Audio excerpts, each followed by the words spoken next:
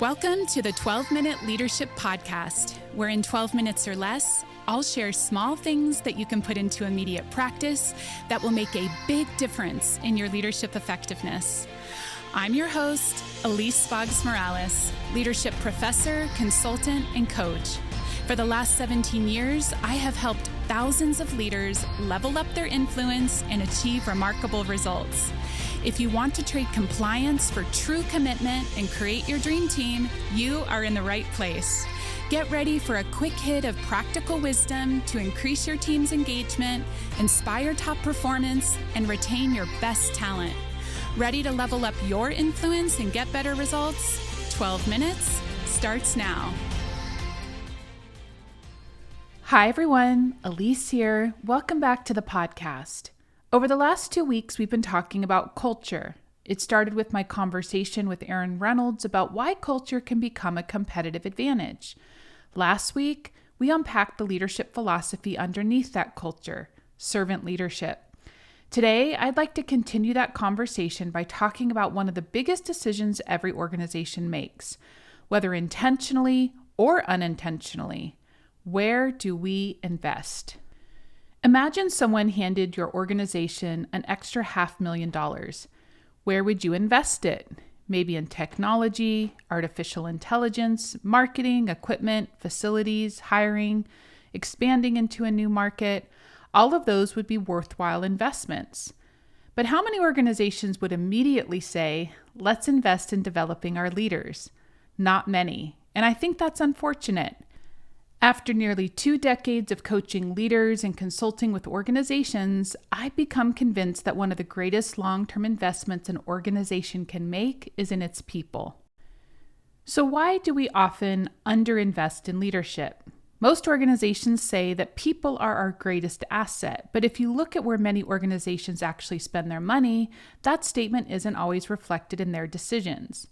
In my book, Lead Anyone, I share a staggering statistic. A recent Forbes Coaches Council article notes that organizations worldwide spend $357 billion on corporate training, but only 25% of that went to leadership development programs.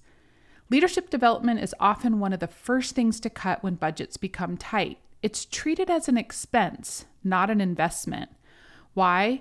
Because the return isn't always immediate. You can immediately see new equipment. You can measure a marketing campaign.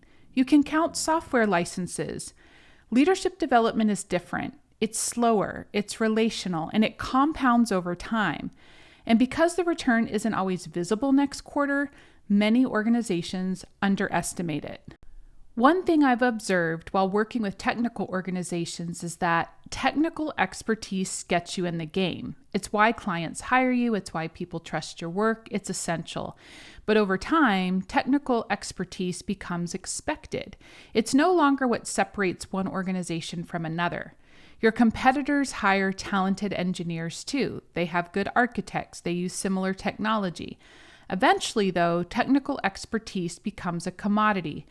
So what becomes a differentiator? People. More specifically, the quality of leadership inside the organization.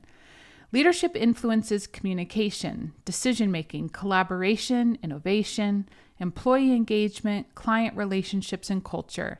When leadership improves, everything else tends to improve with it. One of the reasons I love leadership development is because it's one of the few investments that multiplies. Think about it. If you invest in one leader, that leader influences 10 people. Those 10 people influence clients, projects, future employees, and perhaps future leaders. One person's growth creates a ripple effect throughout the organization.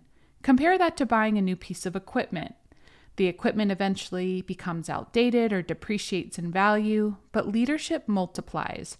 That's an investment that keeps producing returns long after the training ends. Leadership development also creates culture. Last week, we talked about servant leadership. Today, I want to connect that back to culture. Culture doesn't magically appear. It isn't created by posters on the wall or a list of company values. Culture is created by leadership behaviors repeated consistently over time. How leaders communicate, how they handle conflict, how they recognize people, how they make decisions, how they respond when mistakes happen. Every one of those moments teaches people what the culture really is. That's why leadership development matters so much. We're not simply developing leaders, we're shaping culture. One of my clients once asked me a memorable question. They said, "How do we know if investing in leadership development is really worth it?" It's a fair question because leadership development isn't inexpensive. I responded with a different question though. What's the cost of not developing your leaders? What's the cost of poor communication, high turnover, burnout, conflict, low engagement, micromanagement, losing high performers? Those costs are often much greater. The challenge is that organizations budget for leadership development, but they rarely budget for poor leadership, even though poor leadership is almost always more expensive. Circling back to episode 62, one of the things I appreciated most in my conversation with Erin Reynolds was hearing how intentionally their organization invested in people.